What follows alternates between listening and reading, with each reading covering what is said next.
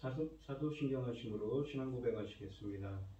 전능하사 천지를 만드신 하나님 아버지를 내가 믿사오며 그 외아들 우리 주 예수 그리스도를 믿사오니 이는 성령으로 잉태하사 동정녀 마리아에게 나시고 본디오 빌라도에게 고난을 받으사 십자가에 못 박혀 죽으시고 장사한 지 사흘 만에 죽은 자 가운데서 다시 살아나시며 하늘에 오르사 전능하신 하나님 우편에 앉아 계시다가 저리로서 산자와 죽은 자를 심판하러 오시리라. 성령을 믿사오며 거룩한 공회와 성도가 서로 교통하는 것과 죄를 사하여 주시는 것과 몸이 다시 사는 것과 영원히 사는 것을 믿사옵나이다. 아멘. 찬송가 442장입니다. 찬송가 442장입니다. 저장 믿고 뒤에 있을 아직 맺혀 있는 그때에 귀에 은이 소리 들리니 음성 분명하다. 주님 나와 동행을 하면서 나를 친구 삼으셨네. 우리 서로 받은 그 기쁨은 알 사람이 없도다. 그 청아한 주의 음성 우는 새도 잠잠케 한다. 내게 들리던 주의 음성이 늘 귀에 쟁쟁하다. 주님 나와 동행을 하면서 나를 친구 삼으셨네. 우리 서로 받은 그 기쁨은 알 사람이 없도다. 밤 깊도록 동산 안에 주와 함께 있으려 하나. 괴로운 세상에 할 일 많아서 날 가라며 마신다. 주님 나와 동행을 하면서 나를 친구 삼으셨네. 우리 서로 받은 그 기쁨은 알 사람이 없도다. 아멘. 오늘 함께 하실 하나님의 말씀은 출애굽기 21장 12절로 27절 말씀입니다. 출애굽기 21장 12절로 27절입니다. 구약성경 114쪽에 있습니다. 출애굽기 21장 12절로 27절입니다. 교독을 하도록 하겠습니다. 제가 먼저 읽겠습니다. 사람을 쳐 죽인 자는 반드시 죽일 것이나 만일 사람이 고의적으로 한 것이 아니라 하나님이 그 사람을 의에 넘긴 것이면 내가 그를 위하여 한 곳을 정하리니 그 사람이 그리로 도망할 것이며 사람이 그의 이웃을 고의로 죽였으면 너는 그를 내 제단에서라도 잡아내려 죽일지니라. 자기 아버지나 어머니를 치는 자는 반드시 죽일지니라. 사람을 납치한 자가 그 사람을 팔았든지 자기 수하에 두었든지 그를 반드시 죽일지니라. 자기 아버지나 어머니를 저주하는 자는 반드시 죽일지니라. 사람이 서로 싸우다가 하나가 돌이나 주먹으로 그의 상대방을 쳤으나 그가 죽지 않고 자리에 누웠다가 지팡이를 짚고 일어나 걸으면 그를 친 자가 형벌을 면하되 그가 는 손해를 배상하고 그가 완치 되게 할 것이니라. 사람이 매로 그 남종이나 여종을 쳐서 당장에 죽으면 반드시 형벌을 받으려니와 그가 할 아이들을 연명하면 형벌을 면하리니 그는 성전의 재산이니라. 사람이 서로 싸우다가 임신한 여인을 쳐서 낙태하게 하였으나 다른 애가 없으면 그 남편의 청구대로 반드시 벌금을 내되 재판장의 판결을 따라 낼 것이니라. 그러나 다른 애가 있으면 값되 생명은 생명으로 눈은 눈으로 이는 이로 손은 손으로 발은 발로 된 것은 된 것으로 상하게 한 것은 상함으로 때린 것은 때림으로 갚을지니라. 사람이 그 남종의 한 눈이나 여종의 한 눈을 쳐서 상하게 하면 그 눈에 대한 보상으로 그를 놓아줄 것이며 그 남종의 이나 여종의 이를 쳐서 빠뜨리면 그 이에 대한 보상으로 그를 놓아줄지니라. 아멘. 모든 생명은 소중하다라는 제목으로 말씀 전하겠습니다. 오늘 본문은 이 동해보복법이라는 이 규정들을 규정하고 있는 본문입니다. 이 살인에 해당하는 4가지 죄목을 먼저 소개하고 금전적인 배상, 사람에 대한 범죄 등의 보복률에 관한 기록으로서 이는 범죄자를 합당한 걸로 처벌함으로써 부당한 보복을 방지하고자 하는 취지로 쓰여진 본문입니다. 이 범죄한 죄인은 반드시 그 죄를 이 본인에게 되갚아주는 것이 범죄자를 처벌하는 원리로 주어집니다. 12절에서 이 사람을 죽인 자는 그도 반드시 죽이라고 합니다. 제6계명에 대한 보충적인 이 법입니다. 반드시 죽이라는 히브리어 문장은 이 죽이다라는 말이 2번 연속으로 쓰여서 의미를 강조합니다. 따라서 정령 죽임을 당하도록 하라로 번역됩니다. 그 죄값을 반드시 그대로 받도록 하라는 것이지요. 그러나 살인에서도 예외가 있습니다. 13절에 사람이 계획하여 죽인 것이 아닌 경우에는 죽음이라는 가혹한 벌을 면하게 하셨습니다. 계획하여라는 말은 이 숨어 기다리다라는 의미입니다. 이것은 그 사람을 죽이기 위해 비밀리에 준비하였음을 의미합니다. 즉 의도적인 살인입니다. 만약 이러한 의도적인 살인이 아니라면 하나님이 그 사람을 죽인 자에게 붙이신 것으로 인식해야 합니다. 붙이다라는 말은 어떤 일을 만나다라는 말입니다. 우연히 만나다는 말이죠. 이것은 그 사건이 우연히 혹은 부지 중에 발생했음을 말합니다. 그런 우발적인 것은 하나님께서 일으키신 것이지요. 그렇기 때문에 본의 아니게 살인한 사람은 하나님이 정하신 한 곳으로 도망하라고 합니다. 후에 도피성 제도를 두어 부지 중에 살인한 사람이 피할 수 있게 하셨습니다. 민수기 35장 6절에 쓰여져 있지요. 그런데 출애굽기 본문에서의 이 한 곳이란 말은 마콤인데 정관사를 붙여서 하마콤이라는 말이 있었습니다. 이것은 성소, 그 장소니까 성소 혹은 제단의 장소가 됩니다. 정관사는 어떤 이 특정한 한 곳을 가리키는 역할을 합니다. 그런데 이 출애굽기 본문에서는 정관사 대신에 하나님이 정하신 이라는 말이 이 마콤을 장소를 한정합니다. 여기에서도 이 하마콤 그 장소라는 말과 같이 제단이라 보아야 할 것입니다. 하나님이 정하신 장소니까요. 본문에서처럼 이 제단은 살인자의 도피의 장소가 되었습니다. 후에 아도니아가 반란에서 실패한 후 제단불을 잡고 목숨을 건졌던 일이 있습니다.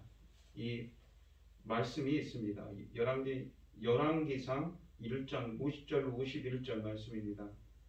아도니아는 살아남았지만 그러나 요압이 제단불을 잡았을 때에는 잡은 상태에서 죽음을 당했다고 열왕기상 2장 28절에 쓰여져 있습니다.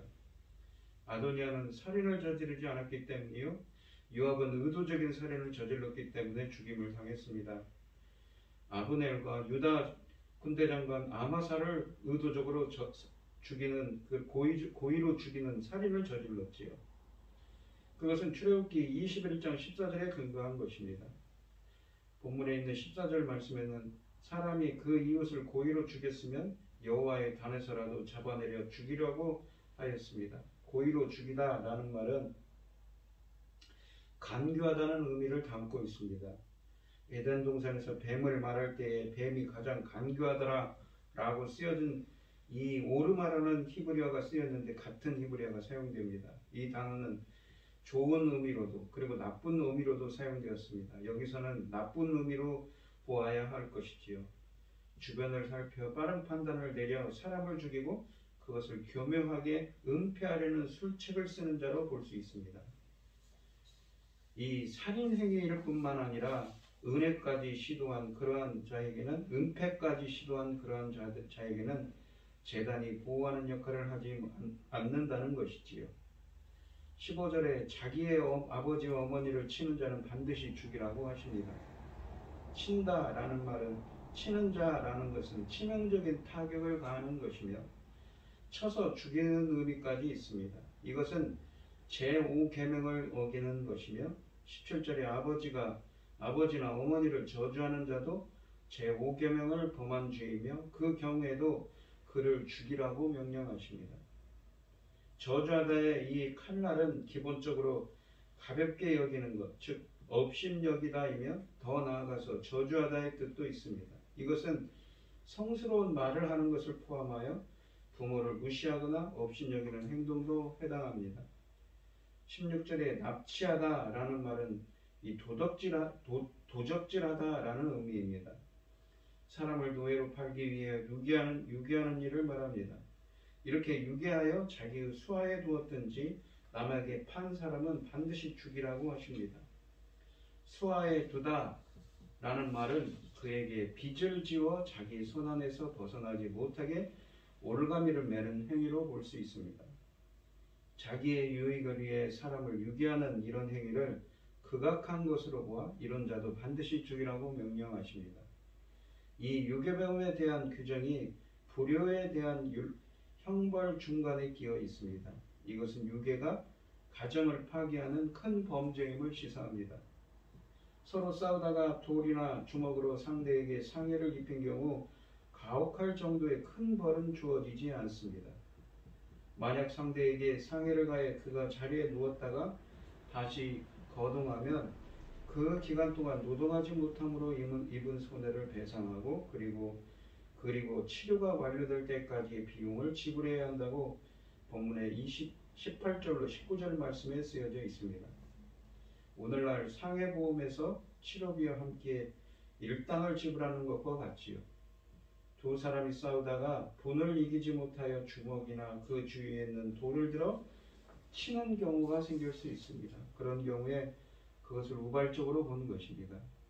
만약 의도적으로 상대를 해할 작정이었다면 칼이나 몽둥이 등의 무기를 미리 준비했을 것입니다. 돌은 싸움의 현장에서 쉽게 발견될 수 있기 때문에 준비한 무기로 보지 않은 것이지요. 그러나 우발적이라도 상해를 가진 자로 상대의 치료와 그가 입은 손해를 확실하게 배상하게 하였습니다. 주인이 매로 그 남종이나 여종을 쳐서 당장에 죽으면 반드시 형벌을 받아야 한다고 20절에 쓰여져 있습니다. 고대 사회에서의 노예 혹은 종은 주인의 소유물로 여겼습니다. 그래서 고대 이 근동지방 법전에는 종에 대한 법이 따로 없었습니다. 종에게 형벌을 가해 죽이든 살리든 그것은 주인의 그런 권리이기 때문이지요. 그러나 이 하나님의 율법에서는 하나님의 가르침에서는 비록 종이 그들의 재산이더라도 죽일 수 있는 권한을 인정하지 않습니다. 그러나 만약 종이 며칠은 연명하였다가 죽으면 형벌을 면하게 하였습니다. 21절 말씀이죠. 이 20절에 있는 매라는 것은 종이나 자식에게 교정의 도구로, 그러니까 가르침의 도구로, 채찍으로 사용되는 막대기이기 때문에 이 도구를 사용하여 형벌을 가하는 것을 정당한 것으로 본 것입니다. 21절에서 종은 상전의 재산이라고 합니다. 재산이라는 말은 히브리어로 케세프인데 은 혹은 은으로 된 돈을 의미합니다. 당시 화폐가 없었기에 은을 대용으로 사용하였습니다. 종은 은 혹은 돈을 지불하여 사야 하며 또 은을 받고 팔 수도 있기에 주인의 재산과 같은 것이지요. 종이 매질로 결국 죽게 되면 주인은 자기 재산을 잃은 것이기 때문에 그에게 충분한 보상이 주어진 것으로 보았습니다. 그러나 아무리 자신의 재산이더라도 죽이는 것은 엄격히 금지하였습니다. 22절에서는 만약 싸우다가 아이벤 여인을 다쳐 납득해 하였으나 산모에게 다른 애가 없으면 벌금으로 보상하는 것으로 규정합니다. 태어난 아이를 잃게 된 보상이지요. 이때의 금액에는 정해진 것이 없으며 합의하여 정하도록 하였습니다. 청구한 금액은 먼저 남편이 정하도록 합니다. 그리고 만약 가해자가 그 액수가 부당하다고 생각하면 재판을 받아 판결에 따라 내라고 합니다. 그러나 낙태 외에 다른 애가 있으면 그 해를 입은 그대로 갚도록 하셨습니다. 아이에 대한 생명의 값은 합의하여 지불하는 것을 허용했지만 산모에 대한 이 상해는 더 엄격하게 규정하고 있는 것입니다. 생명은 생명으로, 눈은 눈으로, 이는 이로, 손은 손으로, 발은 발로 23절과 24절에 쓰여져 있죠. 또한 대운 것은 대움으로, 상하게 한 것은 상함으로, 때린 것은 때림으로 25절에 쓰여져 있습니다. 갚게 하였습니다. 이 되갚아주는 법은 더 이상 그러한 불상사를 미연에 방지하는 차원에서 주어진 것으로 볼 수 있습니다. 26절에 보시면 다시 종에 대한 규정이 주어집니다. 사람이 그 남종의 한 눈이나 여종의 한 눈을 쳐서 상하게 하면 그 눈 대신에 그를 놓을 것이며 만약 한 이를 쳐서 빠뜨리면 그 이 대신에 그를 놓으라고 했습니다. 이것은 고대 사회의 종에 대한 일반적인 법보다 더 엄격하게 종의 인권을 보호한 것입니다. 앞에 20절에서 매를 사용하여 종을 징계하는 것은 교정의 차원에서 허용하였지만 여기에서 매 아닌 주먹으로 종의 신체에 위해를 가하는 것은 폭력으로 규정하고 엄격하게 금지한 것입니다. 오늘 본문 말씀을 보시면 생명의 주인이시기에 모든 생명을 존중하라고 명하십니다. 누구도 사람의 생명을 빼앗을 권리는 없습니다. 하나님은 생명을 소중히 여기지 않고 고의로 해치는 것을 미워하시며 만일 고의적인 살인일 경우 그가 여호와의 제단을 붙잡고 있더라도 끌어내어 죽이라고 하십니다. 생명을 주신 하나님의 권리를 무시한 죄에 대해 값을 물게 하는 것입니다.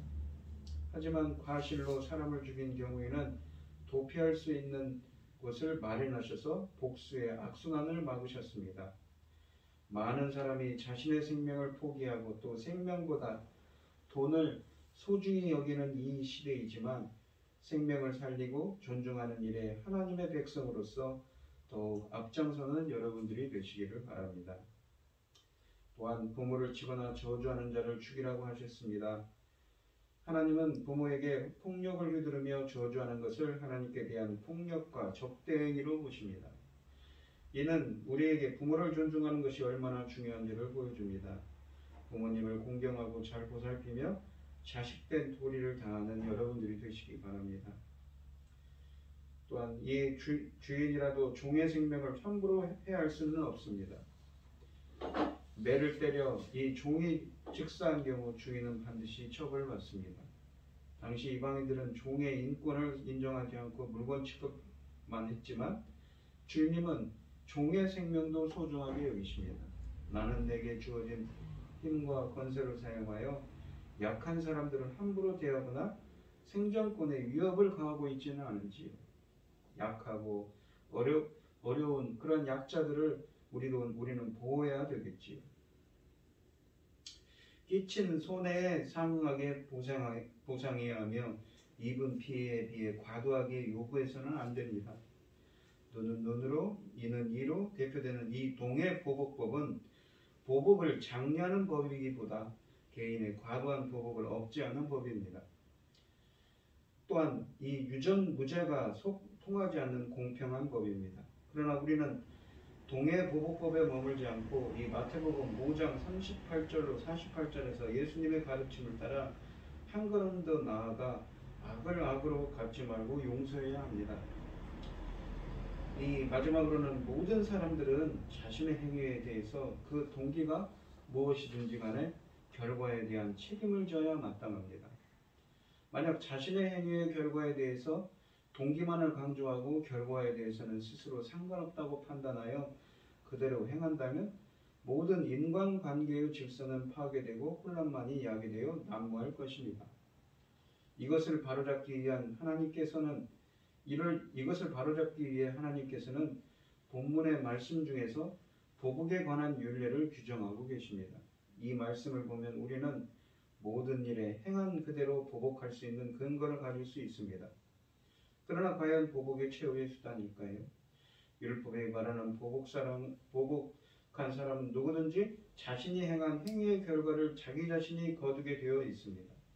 오늘 본문의 말씀 중에서 우리는 생명을 생명으로, 눈은 눈으로, 손은 손으로, 발은 발로, 데운 것은 데움으로, 상하게 한 것은 상함으로, 때린 것은 때림으로 갚을지니라는 말씀을 볼 수 있습니다. 이 말씀은 언뜻 보기에 무자비하고도 철저한 복수심을 조장하는 말씀처럼 보입니다.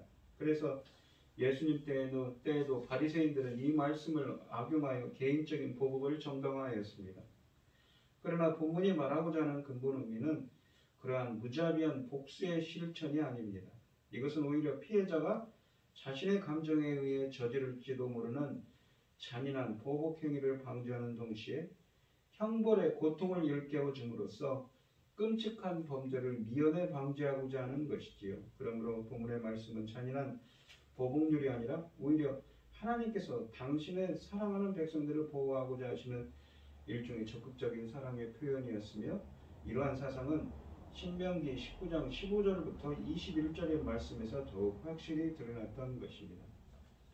오늘 본문 말씀을 보시면 이 동해보복법이라고 어떻게 그것에 대한 규정을 하고 있습니다. 인간과 인간 사이에서 벌어지는 많은 공정하신 심판에 대한 이야기를 규정하고 있는 윤리에 대한 이야기를 하고 있지요.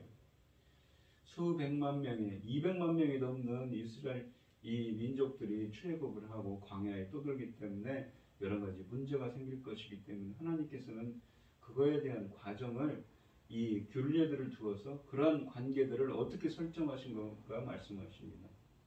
본문은 아까도 금방도 말씀드렸듯이 이러한 눈에는 눈, 이에는 이, 어쩌면 철저한 보복에 대한 이야기를 하고 있지만 이것이 단순히 보복에 대한 말만 하는 것이 아니라 이러한 것을 통해서 사회의 규범을 정리하고 또한 이러한 규범을 통하여서 끔찍한 범죄들을 나보다 남을 더 낮게 여기고 끔찍한 범죄들을 미연에 방지하는 역할까지도 한다는 것이지요. 그것은 모두 이 거룩한 하나님 나라의 백성으로서 사회를 유지하고 보존하기 위한 하나님의 사랑의 표현이기도 합니다. 우리는 과연 사회적인 약자들을 보호하기 위해서 과부나 고아 같은 그런 어려움을 당하신 분들에 위해서 어떠한 일을 행하고 있는지요.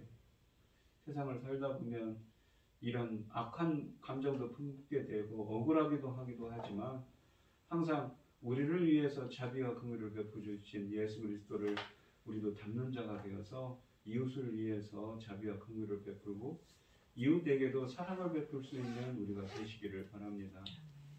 이 모두 항상 그런 마음을 갖고 겸손하게 주님을 섬기는 여러분들이 되시길 축원하겠습니다. 기도하겠습니다.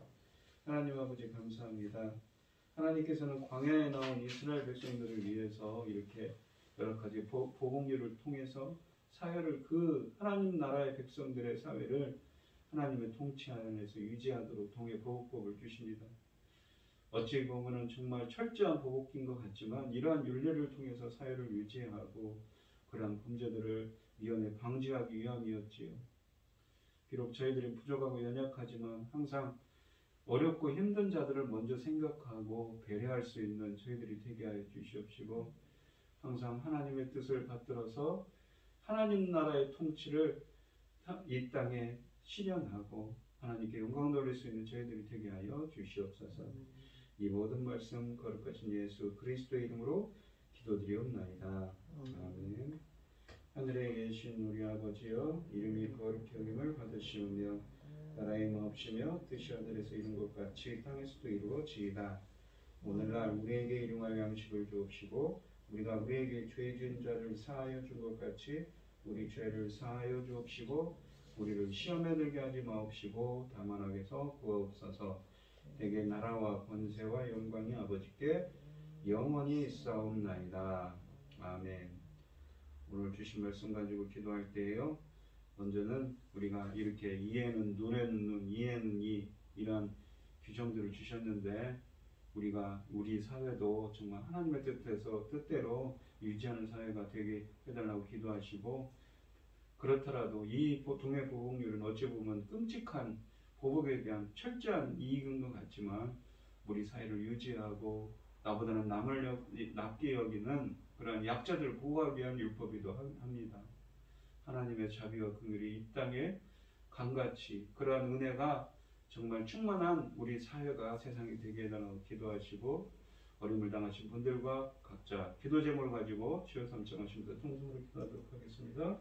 주여, 주여, 주여. 아버지 하나님 감사합니다. 오늘 주신 말씀처럼 우리 사회도 하나님의 자비와 긍휼이 강같이 흐르는 사랑의 사회가 되게 하여 주시옵소서. 어찌 보면 정말 척박한 사회이지만 이러한 규정들을 통해서 이스라엘 백성들이 거룩한 하나님 나라의 백성으로서 어떠한 삶을 살아야 되는지 구체적으로 그런 규정들, 윤례들을 주셨습니다. 저희들도 나보다 남을 낮게 여기고 사랑을 실천할 수 있는, 예수 그리스도의 사랑을 실천할 수 있는 저희들이 되게 하여 주시옵소서. 인도하여 주시옵소서. 주님, 우크라이나에서는 정말 지금도 전쟁이 연초부터 시작돼서 언제 끝날지도 모르는 전쟁의 포화 속에 있습니다. 아이들과 연약한 부녀자들이, 인간인들이 희생되는 그런 참혹한 전쟁입니다. 주님께서 자비와 긍휼을 베풀어 주시옵소서. 또한 북한에서는 코로나로 발견되어서 정말 많은 사람들이 고통받고 있습니다. 주님, 그곳에는 백신도 없고 진단할 기구도 없고 의약품도 없고 정말 경험도 없습니다. 주님, 얼마나 많은 사람들이 앞으로 희생될지 모르겠습니다. 우리나라가 돕게 하여 주시옵소서. 하루빨리 이 길을 힘없는 백성들이 희생당하지 않도록 주님께서 역사하시고 인도하여 주시옵소서. 아버지여, 자비와 긍휼을 베풀어 주시옵소서.